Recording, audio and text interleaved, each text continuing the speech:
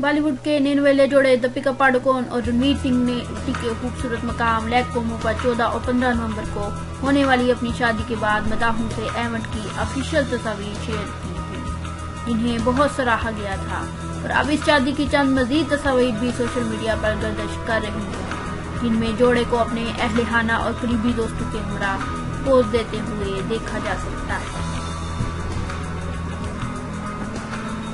India today की report के मुताबिक गुज़श्ता रोज स्टाइलिस्ट नताशा गवाड़ो ने शादी के पहले दिन की एक तस्वीर शेयर की, जिसमें रणवीर सिंह की टीम यानी लड़के वालों की तरफ से सुमाना घोष, सोसन रोड, रगवाई, एंजो भवानी, दर्शन जीवालिकर, ऋषि कश्यप चंदानी, अदिति सुप्रे नजर आए। एक और तस्वीर में दीपिका की टीम यानी लड़के वाले नजर आए, जिनमें सांदिया शेखर, शालीना नथानी, स्टाइलिस्ट जगदीप जार्जी और दीगर शामिल हैं।